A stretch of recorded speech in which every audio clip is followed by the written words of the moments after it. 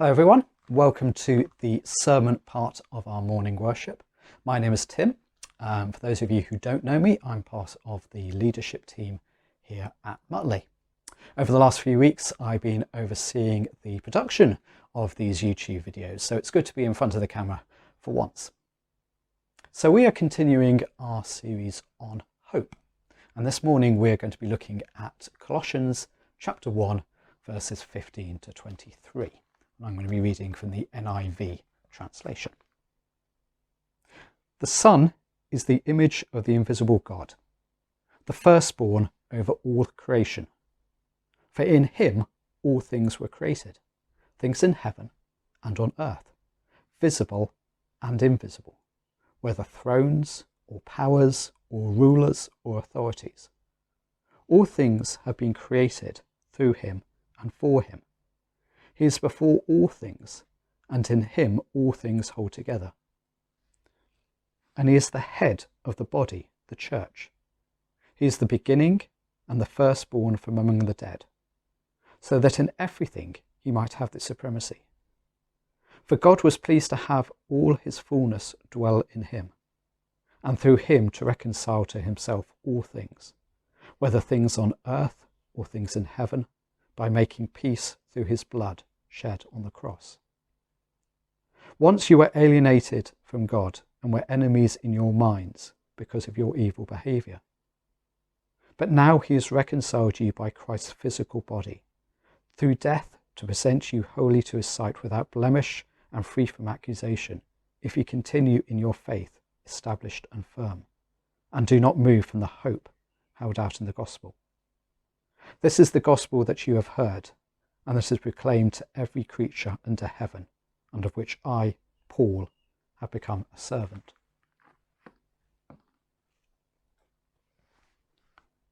I think it's always important to put Bible passages into context, to understand who wrote it, when it was written, and why it was written. So what's the context of this passage? It's about AD 60. So about 25 or 30 years after Jesus had lived, taught, died, and risen again. It's the early years of the Christian church, and there are Christians who are travelling around, often with friends and colleagues, spreading the good news of Jesus. They would go to a town or a city, they would preach, and then organise any new Christians into a church. Not a church as we might think of a church today. They didn't have a separate building, but instead they would meet in someone's home. These Christian leaders might spend weeks, months, or even years in that community, but eventually they would move on. But they would still keep in touch through letters. Letters to churches or letters to individuals. And a majority of what we call the New Testament is made up of these letters. As I say, some to churches, some to individuals. And one of those early Christians was called Paul. And most of the letters in the New Testament were written by Paul. But the important thing to remember is that these letters were not written on a whim. They were written because there was a particular issue or question or problem that the recipients were dealing with. These are specific letters written to specific people at a specific time about a specific question. It's always important to bear that in mind when reading them. And understanding that context can help us to understand them. So let's go back to Colossians. Colossae was a city in what's now modern day Turkey, and the likelihood is that Paul had never actually been there. The church had probably been founded by one of his friends, one of his colleagues, possibly a chap called Epaphras. So it's AD 60. Paul is under arrest in Rome. That's a different story. And Epaphras arrives with this disturbing news. There's a false teaching gaining a foothold within the church in Colossae. So Paul writes this letter in an attempt to pull the church back onto the straight and narrow. Now, we don't actually know exactly what this false teaching was. We don't have any sort of report from Epaphras of what it was. But we can sort of piece it together from what Paul writes in his letter in response. And that false teaching appears to be a mixture of an extreme form of Judaism and an early example of a heresy that became known as Gnosticism, which was heavily influenced by contemporary Greek philosophy. Now, this false teaching within the church was very wide-ranging. It had many different points, but just some key points for us this morning. From Judaism, it downplayed the importance of Jesus, and it inflated the importance of keeping to the Jewish dietary and ceremonial rules. And then from Gnosticism, this false teaching took some of these principles. A central tenet of Gnosticism was a belief that the spiritual world was completely good and the physical world was completely evil, a philosophy known as dualism. So Gnostics concluded that God could not have made the world. Instead, it must have been made by some other entity, some evil force, which was in direct conflict with God. So, of course, they struggled with the idea of God taking the form of a physical man. How can he do that when a physical matter is evil? So Gnostics believed that Jesus really wasn't really human, but was actually an illusion of a human. And generally within Gnosticism, there was again a downplaying of the importance of Jesus. They believed that Jesus was just one of many emanations from God. So let's look at that passage again, and I want us to look at 4 things Paul is saying about Jesus. And hopefully, by understanding the context in which this letter was written, we can better understand why he is saying them. But I'm also hoping that we can rediscover just how radical these beliefs are. I've got a favourite saying. It goes like this: a fish doesn't know what water is. In other words, it doesn't know of anything different. It doesn't know that air exists. It's very easy to think that our culture is normal and that everyone throughout history has thought like us. We've had 2,000 years of Christian teaching. Now we think that's just what religious people believe. But as we've seen, some people in the 1st century AD had very different ideas. So I'm hoping that by better understanding their reaction, we can rediscover just how radical our beliefs are. So the first thing of those four items. Number 1, Jesus is God, but Jesus was also human. Look at verse 15. He is the image of the invisible God. And also verse 19. For God was pleased to have all his fullness dwell in him. That word image doesn't just mean likeness. It doesn't mean that Jesus was like God. It means that Jesus was the physical appearance of God, the visible part of a God who up to then had been invisible. Paul is saying, if you want to see God, look at Jesus. But Jesus was also human. See in verse 22, the reference to Christ's physical body. Jesus was real flesh and blood, not some divine illusion. This was a crazy idea to some of those who heard it. For the Jews, God kept his distance. He lived in the temple, in the Holy of Holies, in a room that only the high priest was allowed to go into, and then only on one day a year. For the Greeks, the gods lived up on Mount Olympus, and occasionally they would come down to earth, but that was only for their own private fun and enjoyment.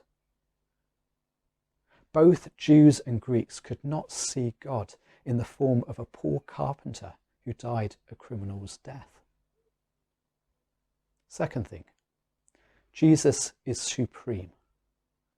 If you look at those passages, 7 times in 6 verses, Paul uses the words all creation, all things, or everything. He's aware there's an attempt in the Colossian church to downplay Jesus, but Jesus reminds them that Jesus is Lord. That poor carpenter is in fact supreme over everything. Number 3, Jesus made the world. Verse 16, for by him all things were created, things in heaven and on earth. You can see from our discussion of Gnosticism a moment ago why Paul stressed this. Remember that the Gnostics believed that the world had been made by an opposing force to God. But of course, this Gnostic view at that time wasn't unusual. The idea that God existed in a world that another supernatural being had created was common in Greek religion, in Roman religion, and in many of the pagan religions. And also the idea that the world was good was unusual. In most contemporary religions of that time, the world was at best neutral, if not downright evil. The idea that the world was created to be good was revolutionary. And the fourth thing that Paul says about Jesus: it's through Jesus' death and resurrection alone that we are reconciled with God. Look again at verse 22. But now he has reconciled you by Christ's physical body through death to present you holy in his sight, without blemish and free from accusation. For the Jews, the idea that our sin, our disobedience, our I know best attitude had created a void between us and God, and that void needed to be healed, was nothing out of the ordinary. But they believed it was healed through sacrifices and keeping the laws such as the dietary laws or the need to be circumcised. The Jews also had the idea that the Messiah was to be a military leader who would become king of Israel, not somebody who died a criminal's death on a cross. And the idea that redemption was a free gift, bought through that horrid death and handed out to anyone who was willing to receive it, was crazy in their eyes. For the Greeks, on the other hand, the idea that a god could love humanity enough to die for it was silly. The gods they were used to up there on Mount Olympus just didn't do things like that. In one of his other letters, Paul writes this: "We preach Christ crucified, a stumbling block to Jews and foolishness to Gentiles." Paul is saying that this is crazy. And we've sort of forgotten just how crazy it is. We've lived with it for 2,000 years now, and now we're sort of almost blasé about it. We're used to it. We spent 2,000 years trying to rationalize it. But it is crazy. I believe it's crazy, but I also believe it's true. And if it's true, then it changes everything. So what can we take away from this? This sermon series is about hope. What hope can this give us? Well, there's three things I just want to mention. Number one, the world was made to be good. There's a story about a Puritan who was walking down a road, and somebody pointed out a flower and said, "Oh, look at that, what a lovely flower." And the Puritan replied, "I have learned to call nothing lovely in this lost and sinful world." Now, we might not be as extreme as that Puritan, but we can still fall into that trap. We can look at the world with suspicion. We can view ourselves as temporary visitors in this world, and one day our real selves, our soul, will sort of drift off to heaven and leave the physical world behind. That's not Orthodox Christian belief. That's Gnosticism. God made us as physical beings in a physical world, and he intended it to be good. Yes, that world has evil and corruption within it, and someday God will deal with that evil and deal with that contamination. But at a basic, fundamental level, the world is good. As the writer of Genesis put it, God saw all that he had made, and it was very good. At a time when we are witnessing so much suffering and disruption because of a virus, because of something physical and real, it's easy to forget that the world is good. So glory in God's creation. Admire those pretty flowers by the roadside. Admire those trees, those sunsets, those landscapes. Second thing to remember. God knows what it's like to be human. When we see suffering in the world and we wonder, where is God in this? The answer is that he's here in the midst of it. He knows what it's like to see a friend suffer and die. Just look at the story of Lazarus. You can see how Jesus responded, that famous verse, Jesus wept.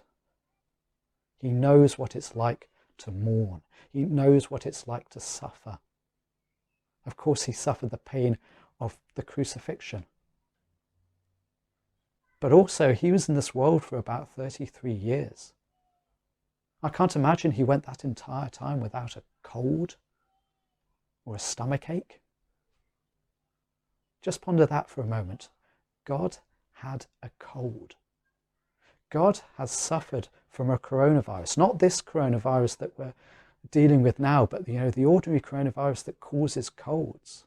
God, at some point, must have had a cold. And my last point. This is not the end of the story. We know we have the hope that Paul writes about in verse 23. If you continue in your faith, established and firm, and do not move from the hope held out in the gospel.